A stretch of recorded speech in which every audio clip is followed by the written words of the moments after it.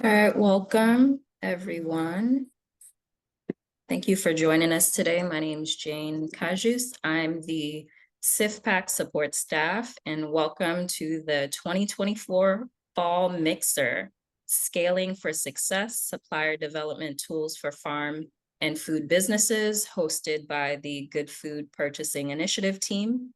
The Good Food Purchasing Initiative team and all our partners are looking forward to making Chicagoland food system more equitable and transparent with local, sustainable, fair, humane, and nutritious food. Our work includes shifting institutional procurement through the Good Food Purchasing Program and also uplifting suppliers with resources and events like this one. Thank you for joining Get Wholesale Ready, Marketing Essentials to Secure and Maintain Contracts with our host, Erika Tebbens. Hello, thank you so much for having me.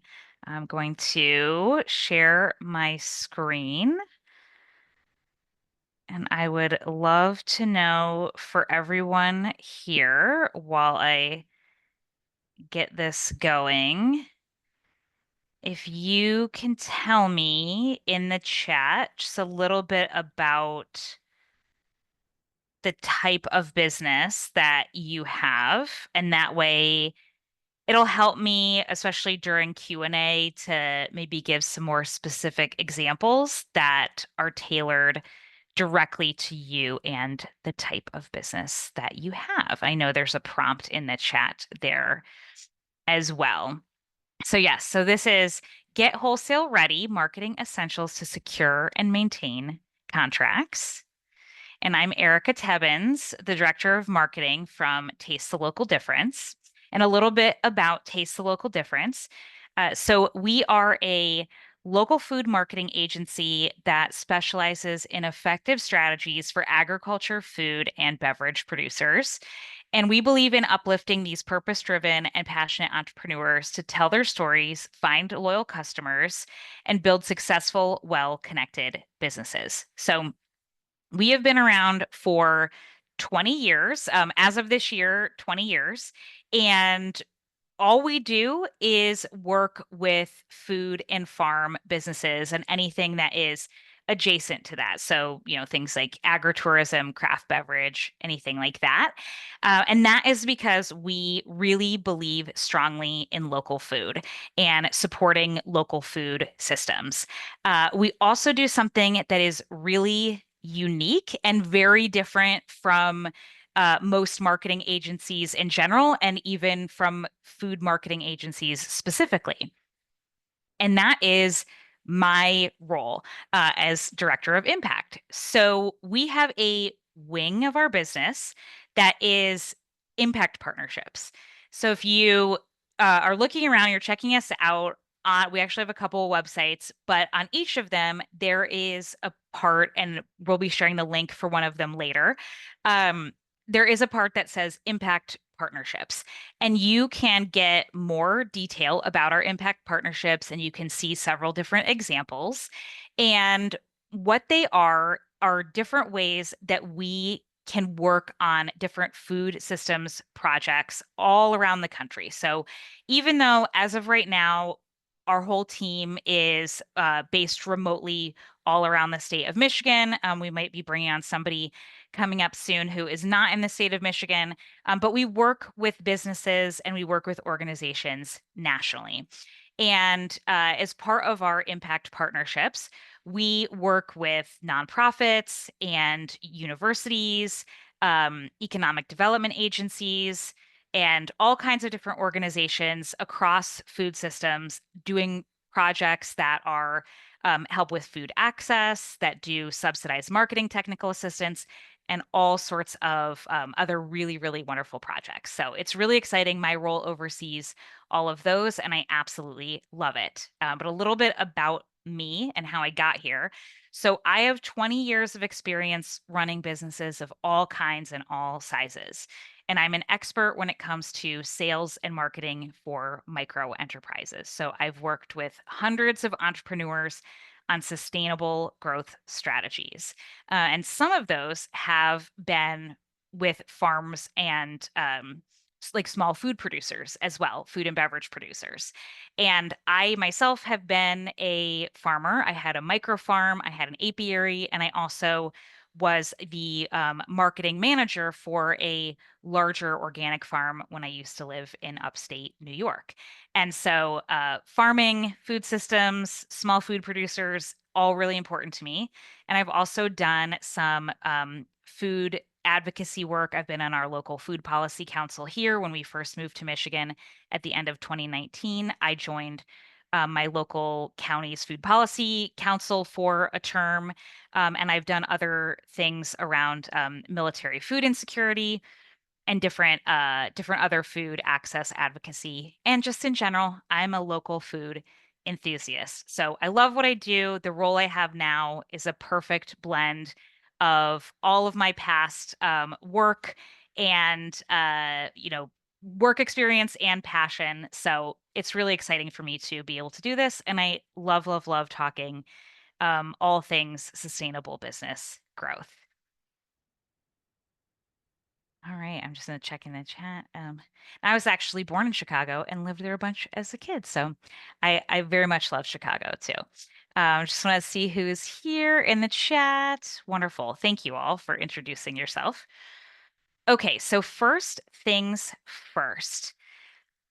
When thinking about wholesale clients, it's really important to remember that in order to start the relationship off well and successfully, and so that you are setting yourself up for success and sustainable success, is that we're going to start with a bit of planning, right? So rather than just diving in and starting to get accounts and everything, we want to lay the groundwork so that you can have sustainable long-term success with this, right?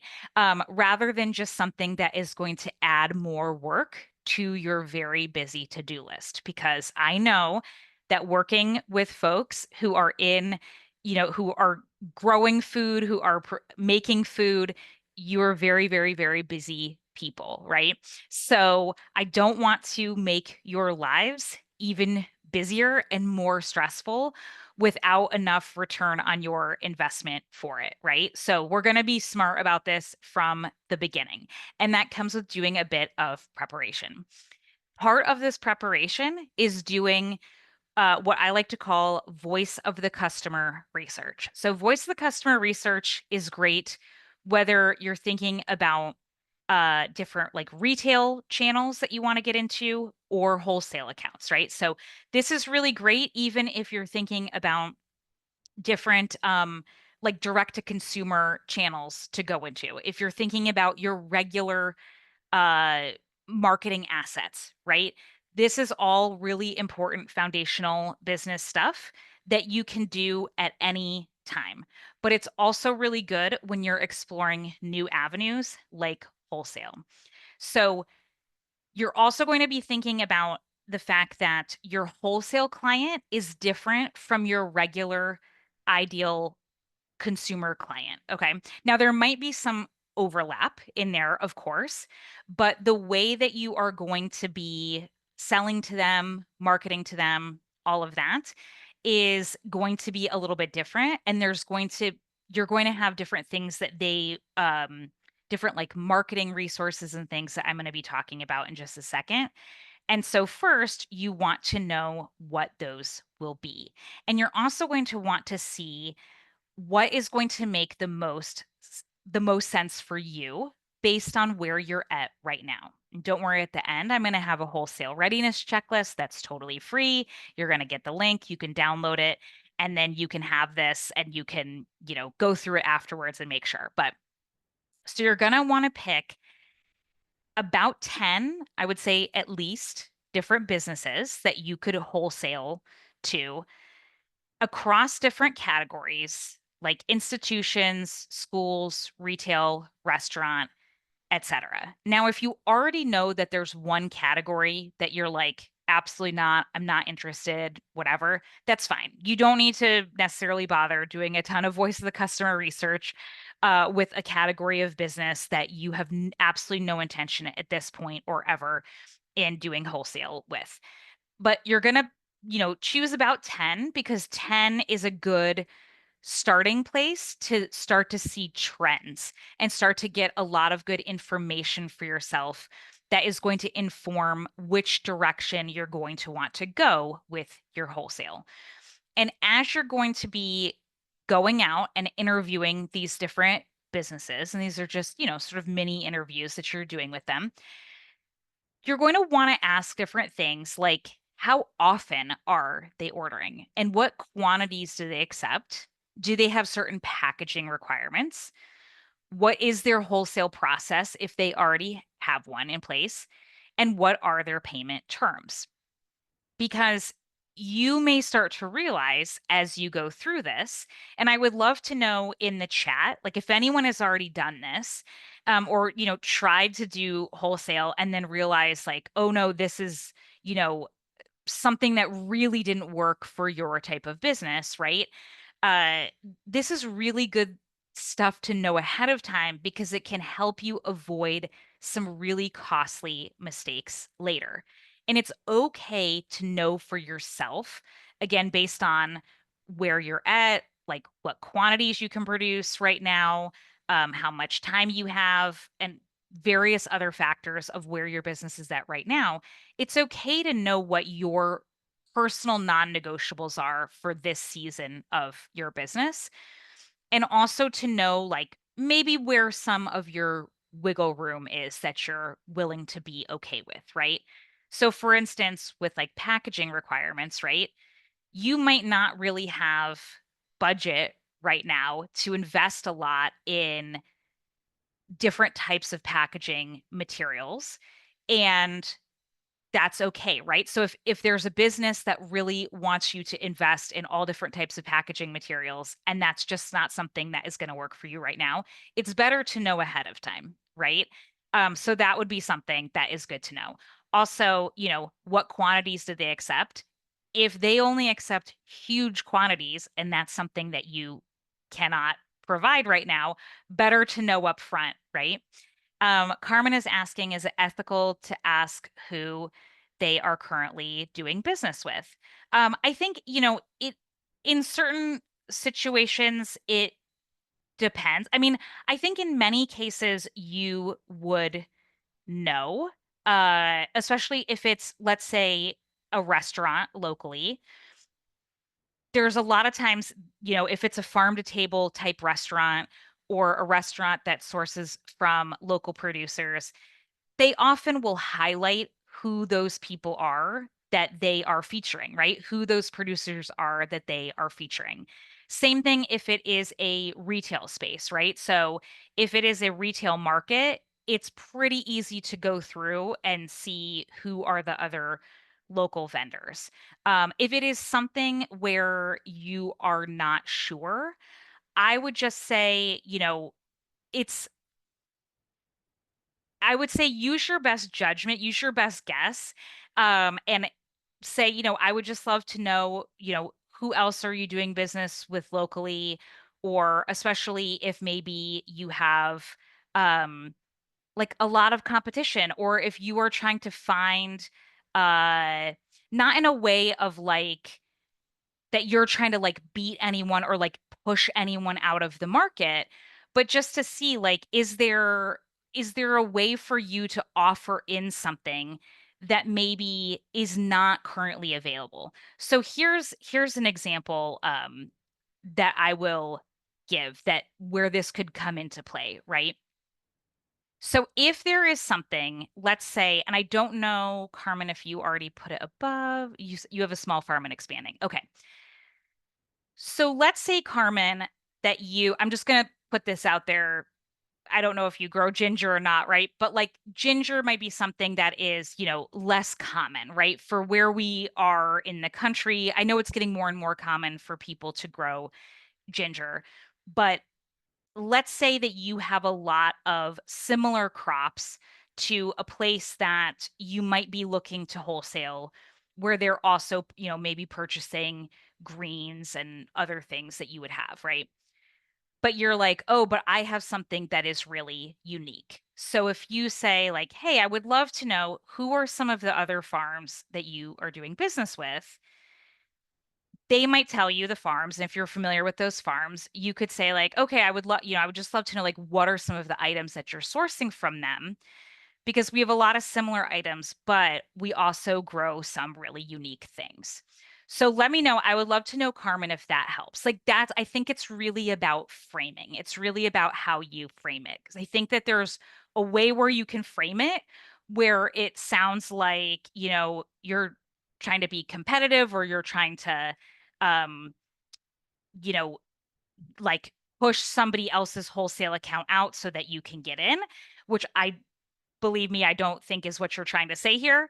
But I think that there's a different way where you can come in and say, like, hey, I'm just curious, who are the other folks that you are already working with? Because I want to make sure that I'm providing something else that's of value so that we're not like, I'm not duplicating efforts and I can provide you and your customers with something that is going to be a win-win, basically, is how I would phrase it, right?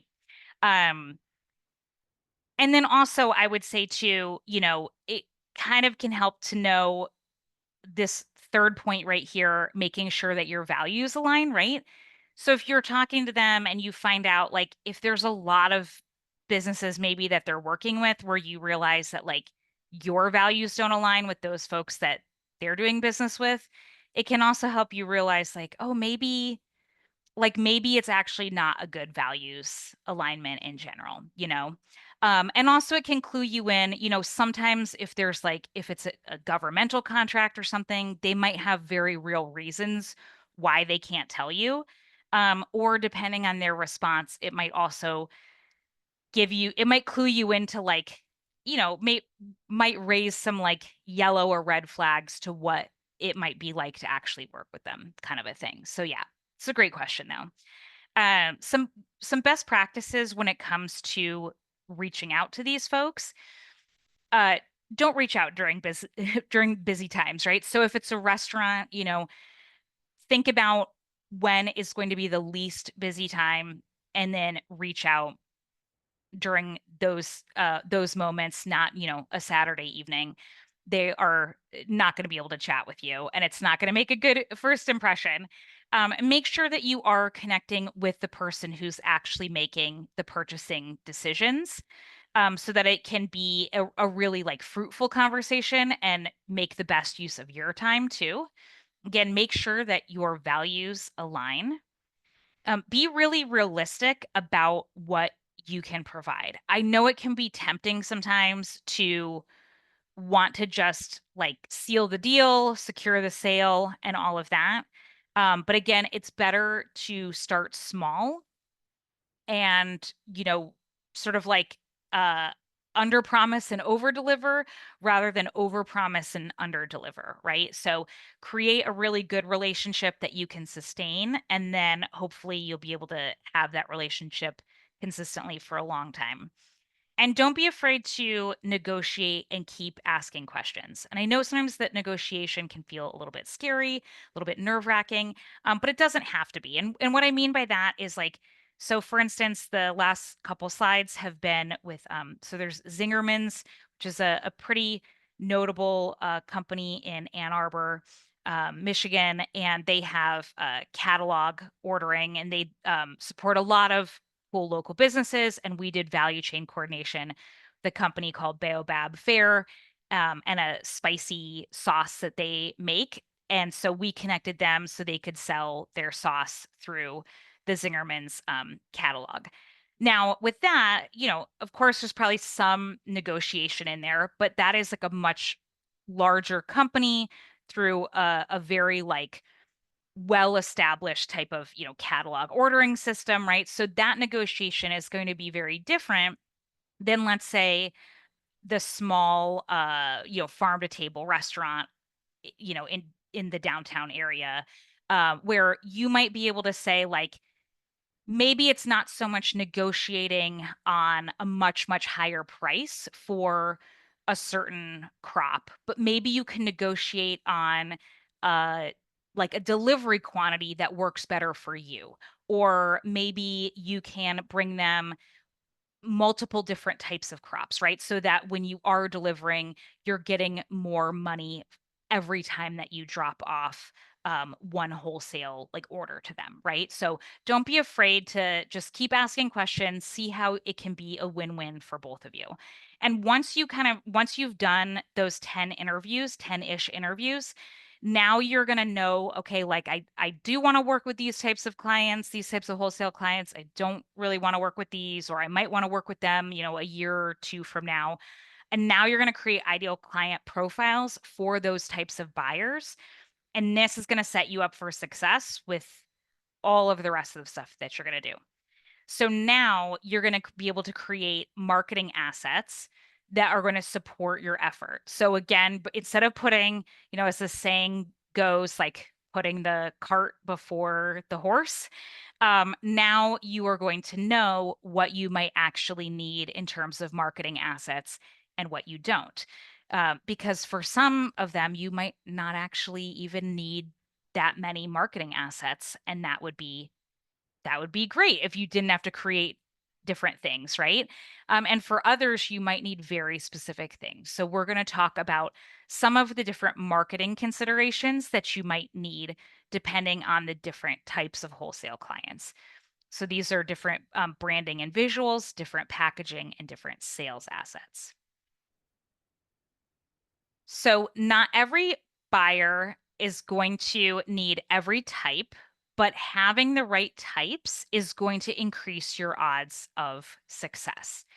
So when you think about it, right, we are very like humans are just very visually motivated creatures, right? So if you see something that has like beautiful branding, beautiful packaging, we are more apt to have like sort of like a higher opinion of it, or especially, something that is homemade or homegrown typically comes with a higher price tag, as it should, right?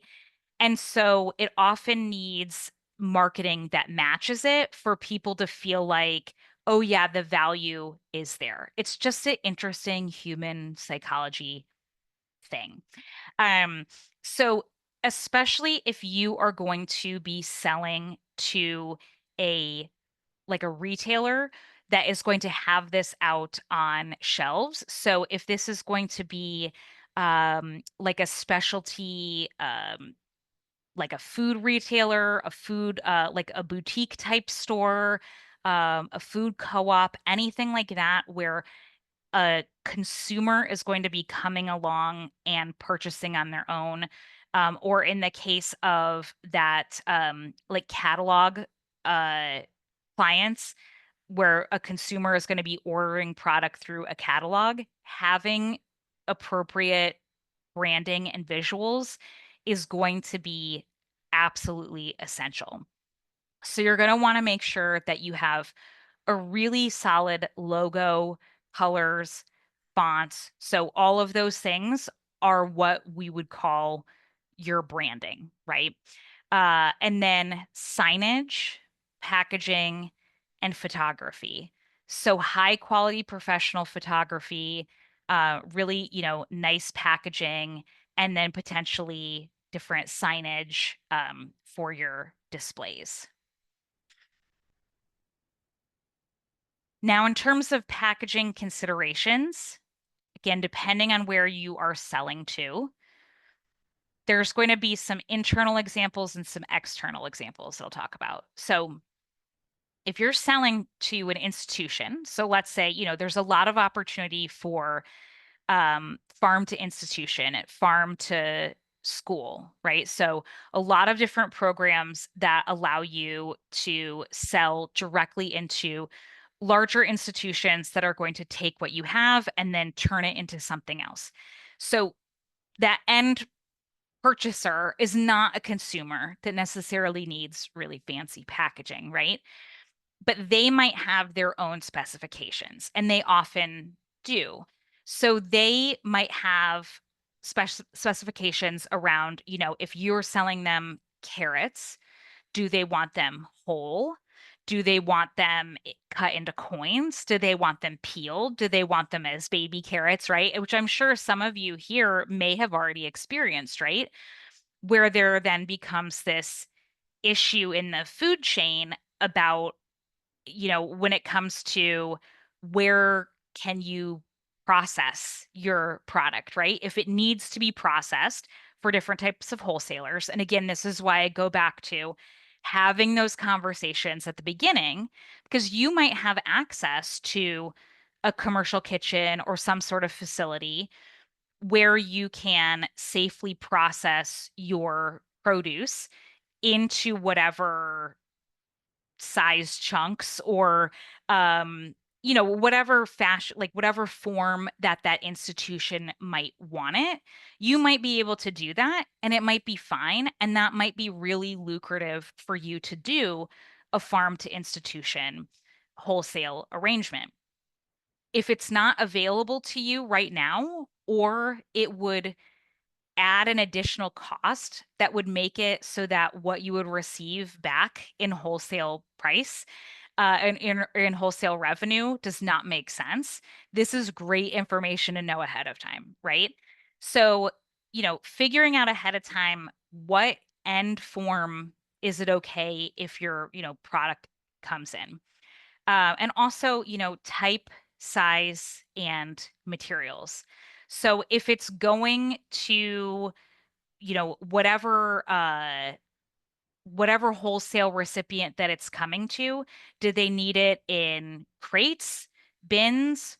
Like what kinds, what types? Is this something that you already have? Is it something you'll need to procure? What is the pricing going to be for that? These are all good things for you to know ahead of time.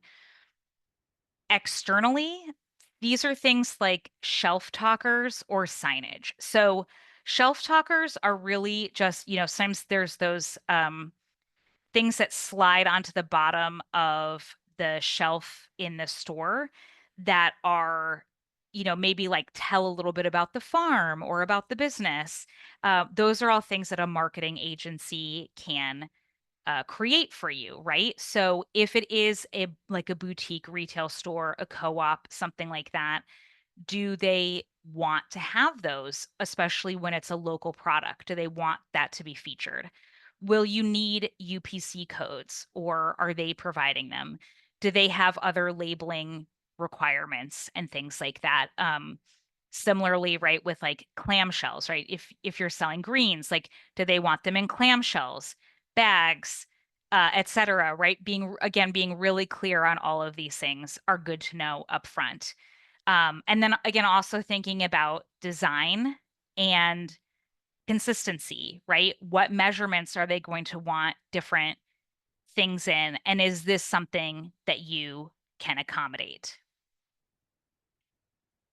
And then it's really good to know, your sales assets, right? So you're going to have to then, once you know who you want to sell to, what are the assets that you're going to be using to land those clients, right? So you have everything in place so that it's a lot easier to get a yes because you've done the research, you found out what they need, you found out, okay, the people that I'm going to pitch to, I already know what they need. I've got it set up in place, like I've got the right packaging, I've got the right marketing material, like I've got the right labels, I have the other marketing materials, all of that. Now I'm going to be pitching our product to them.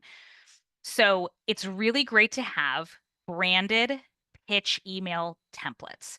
So again, when I say branded, what I mean by that is in your having your logo, your brand fonts, and your brand colors.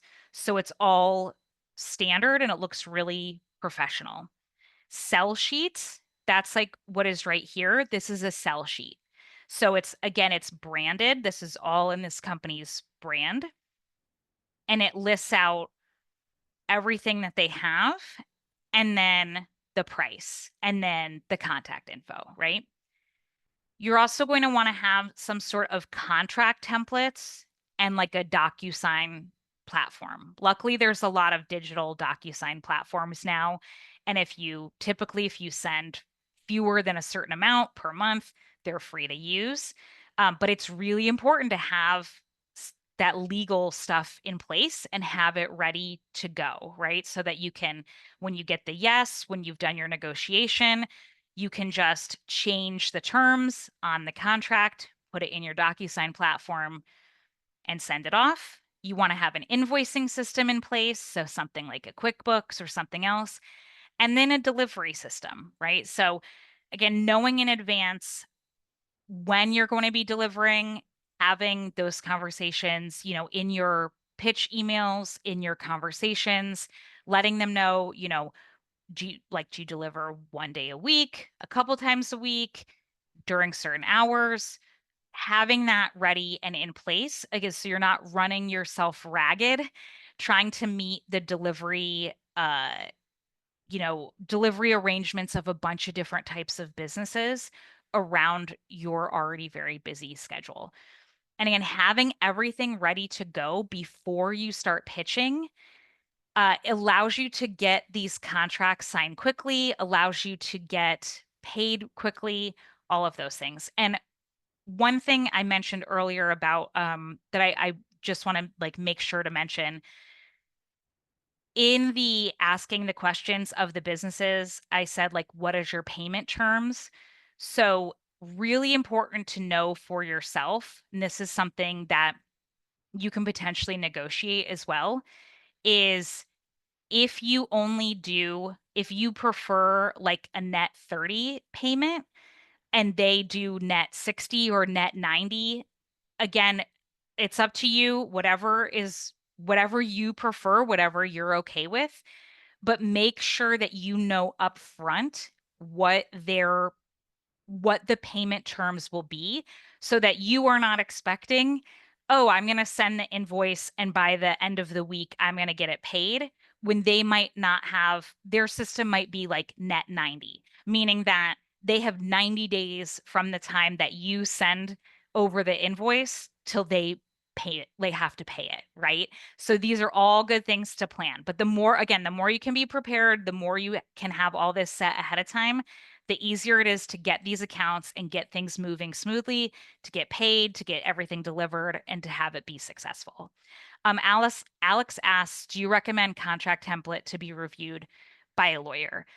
Yes, very much. I have been an entrepreneur for a very, very, very, very long time. And I, for my own business, had an attorney, and I had her create contract templates specifically for me. And she was somebody who was very aware of like the specific industry that I was in, which is why I hired her. So I would definitely recommend somebody who especially is aware of the industry that you're in, like if possible. That way, they are just more aware of the nuances. And yes, and that way there can be a template that takes into consideration the most common things that you'll be experiencing. And that way it's easier to just swap out certain sections every time. But yes, very much so. That's one thing where I do not like to mess around. I know it can be pricey, but sometimes, and there might be people here who have like recommendations for folks who have some maybe like slightly more affordable options. So now, of course, you've done a ton of work to get those clients, right? You've done research, you've got marketing assets set up. And of course, like with your marketing assets, a lot of that, like Canva or like this slide deck was built in Canva, right?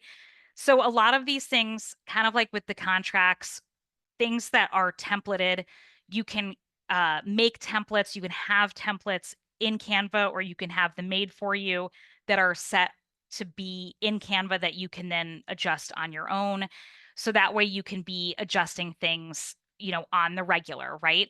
So having some basic set things in place that can be edited by you is going to make for smooth ongoing systems so that you can just keep all of this going, right? So you're kind of doing the heavy lifting on the front end, but it's going to pay off because you're setting yourself up for long-term success.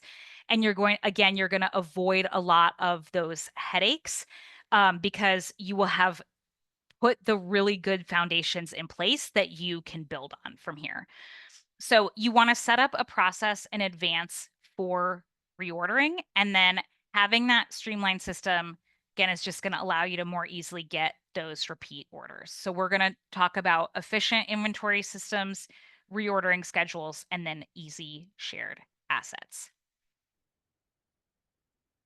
So having a system in place is going to really build trust on the potential buyer side too. And I'm going to talk about this client right here, Sticky Spoons Jam, in a second to illustrate this. But we want to think about having an efficient inventory system. So whether it is something manual that is, on a Google spreadsheet or an Excel spreadsheet, or even, like printed documents that you're checking off on like a big whiteboard or something, or an automated inventory system and standard operating procedures, it's important to create something for keeping your inventory updated so it's current and accurate. So even back when I used to work for a larger farm. Oh yeah, Alex, I will give me just 1 second and I'll answer that. But yeah, give me just 1 second. We would do at the market when we would finish with the farmer's market. It was this really large organic vegetable farm, and we would use Google Drive at the market on the app, and we had spreadsheets, and we would put in all the like remaining quantities right there at the market, and then back at the farm they would also, so that would be Saturday. And then on Monday, they would also have their own process to like double check everything, right? So it was a really good way. And even like what they were sending to market, they also had like a tracking system, right? So it was a really good way, sort of this like triple checked way of being able to see, what was going to market, what sold at market, and then what was, some of the stuff we would drop off like at schools and stuff to donate on the way home. And so then Monday they would check it as well. So it was a really, really, really great and efficient system.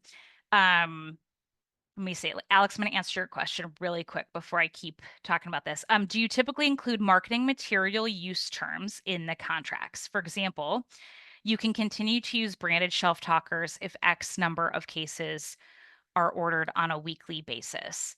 Oh, that is a really good question. I would say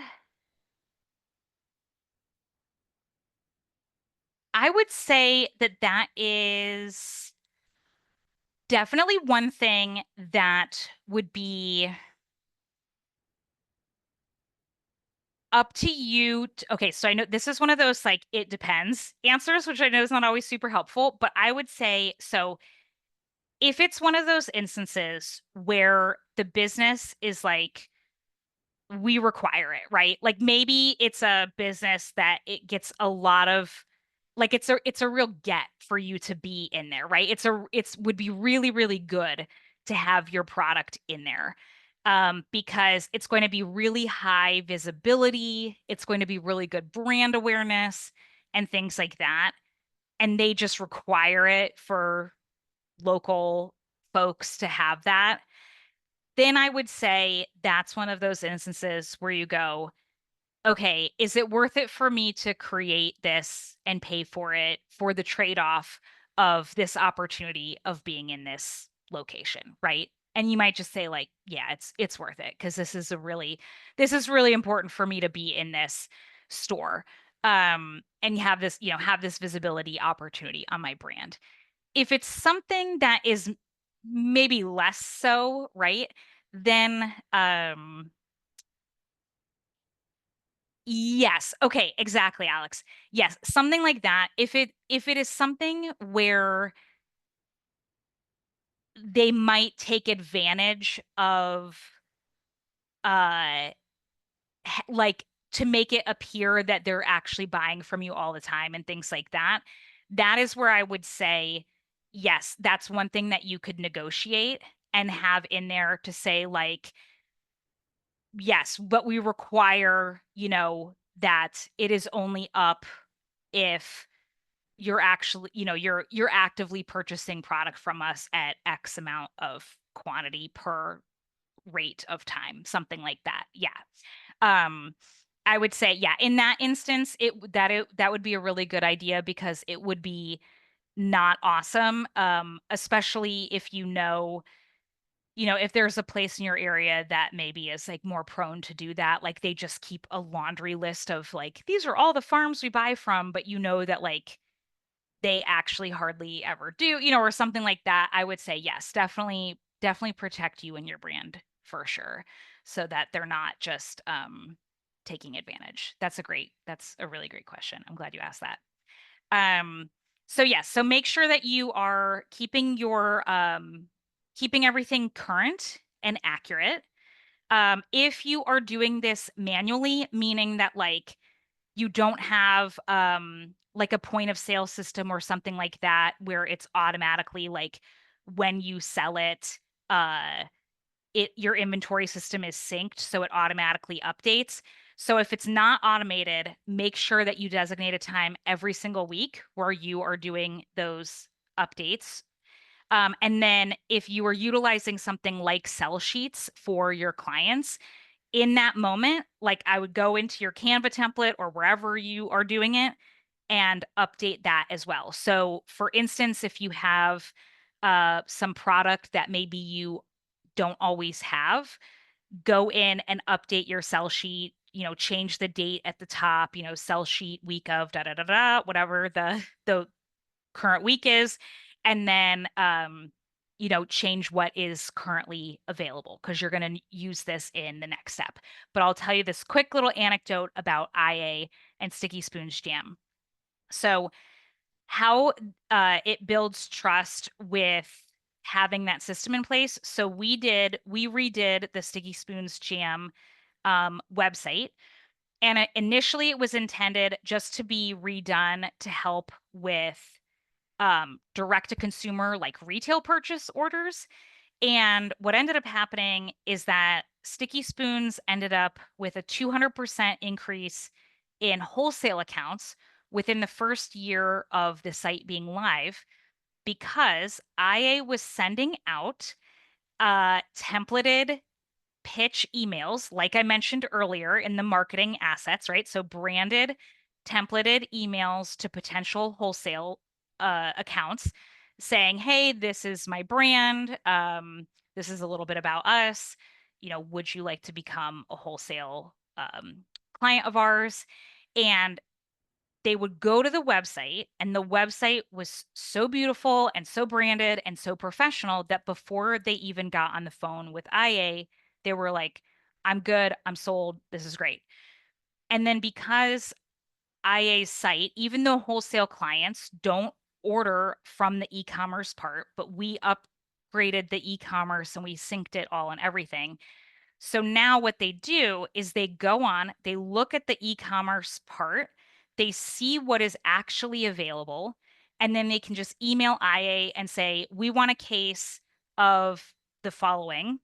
And then IA doesn't have to spend a lot of time in the office doing all this back and forth of figuring out what they want and like getting it all ready, whatever. All that has to happen is they look and they go, okay, we want a case of this much, these different items. And then IA says, great, does the invoice, sends it, and ships everything out. It's so easy, it's so efficient.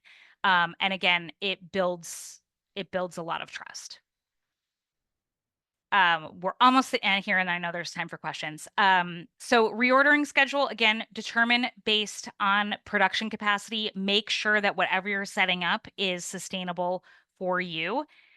And ask yourself ahead of time, can people reorder anytime or only at certain times? And how are you going to communicate this, right? So you can use things like automation, pre-scheduled emails, save you a ton of time, and keep communication consistent. So maybe like Monday, maybe is your office day. Let's just say you come in, you make sure all your inventory is up to date, you look through your wholesale clients, and then you know, send out, you update your sell sheets, and then you set up emails and you send them out and you say, hey, here's what we have.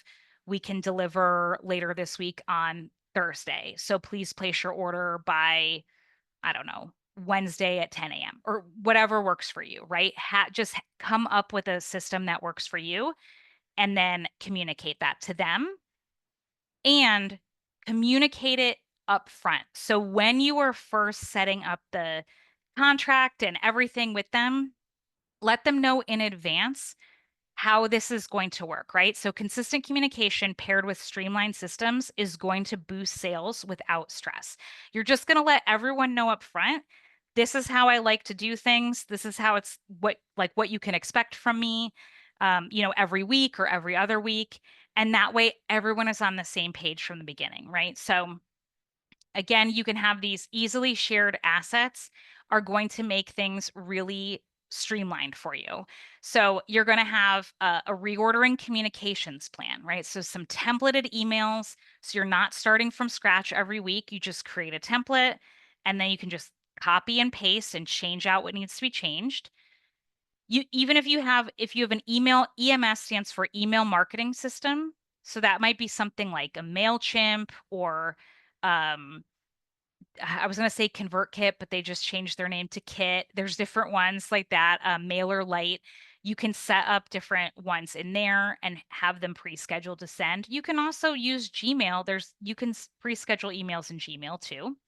A CRM stands for Customer Relationship Management. There's different CRM platforms where you can put in client info for your different accounts, and usually you can email from your CRM as well.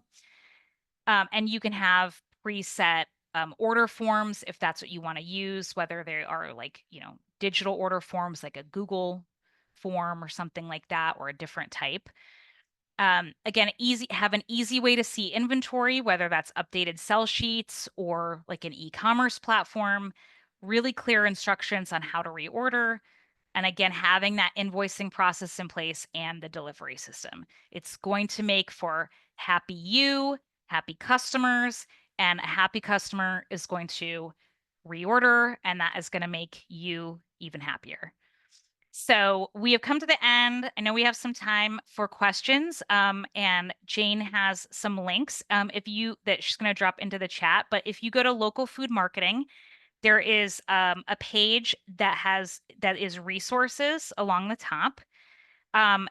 Under there are tons of resources, and some are marketing webinars. And you can, if you want to, you can register for an upcoming one on November 26th on how to build an effective brand. And then we also have past webinars you can see. And then we also have this wholesale readiness checklist. So I know this was all recorded, so you'll be able to go back and rewatch it and stuff. Also, feel free, you can just reach out to me anytime and you can ask me questions. But this wholesale readiness checklist is going to be a really great way to make sure that you are prepped and ready to go before you start just, reaching out and setting up wholesale accounts. Carmen says, how should the terms of return non-sales be handled? So if you have, Carmen, you have produce. Yes, you have a small farm, I believe. When I was farming and I sold to a few local restaurants, there was no return, like, especially because it's stuff that it is going to go bad. Like I did greens and herbs, so it had a very short shelf life anyways. So they were buying what they were buying. It was on them to do what they were going to do. Yeah. Yep. It was on them to do what they were gonna do with it. Uh so yeah, I would say that if they needed to adjust quantities in future weeks, that they could do that. So I would say don't necessarily, when you're like doing terms from the beginning, you might not want to say like, okay, you're locked into whatever quantity for like the next 3 weeks, or I'm sorry, for like the next like 3 months or something like that. Like it might just be that initially it's, let's try this for like the next couple of weeks and then reassess from there and, do it on a shorter basis. So that way, if they're having trouble moving them, they don't feel like, oh my gosh, I'm locked into this huge contract and I can't move the product. This is also where it helps to, if you have some of those marketing materials already, and the packaging is really good and, different things like that, it can help to move them. Or if you have really good ideas about display or anything like that, hey, my clients that do XYZ, uh, it really helps them to sell. You could always offer that up to like hope that they can move more of them and you can keep your wholesale contract higher. But yeah, I would say like unless that they are really unless they're like really gung ho on selling back, but when I was doing it, it was just sort of like this was my quantity and then we'll see from there if we need to adjust it. But I wouldn't buy anything back because it would be bad by the time I would get it back. Glenda's asking, is it normal for microgreens growers to give a range for production? Example, 250 to 300 ounces per week as a contracted amount, or is it exact? You know, that is something that I am not totally sure about. I would say this is one of those instances where for me, transparency is important and like being in integrity is really important with anyone that I'm working with and like any client I've ever had or anyone that I want to work with. And so, especially, with anything like growing, right? And with farming, that like anything can happen anytime, right? And so I would say that if you know that sometimes it's hard to predict an exact quantity, then I would say give a range and maybe like from the buyer's point of view, thinking about 250 to 300 ounces, like what does that look like in terms of packages? Like if they are getting that in terms of actual packages, or is that like long flats that like they're cutting for juicing, or is it the little containers that then they're selling, Um, yeah. So,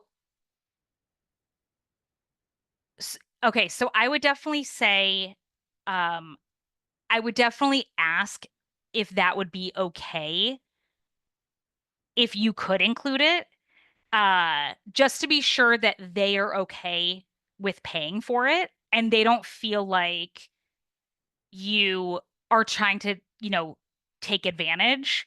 Um, and just say like, would that be all right if I have, this range is ready, can I package that and bring it and include it? And if so, that would be, here would be like your estimated price, right? And that might be something that they would want to, negotiate a little bit on. Like they might not care. They might say whatever your price is might just end up being the same depending on whether it's 250 or 300. But another buyer might be like, okay, that's fine. I'll take the 300, but then I would want to pay a little bit less. And then if you're okay with that, then good to go. Okay, we only have 5 minutes, Jane says. So I think that I know there's a survey that Jane put in the chat. Yeah, you're welcome, Glenda. Glad I could help. Yeah, again, I just say be transparent. Like, yeah, some people are not going to care at all. Other people may be real finicky. So I rather just be upfront and see where the chips fall, as they say. Any other questions?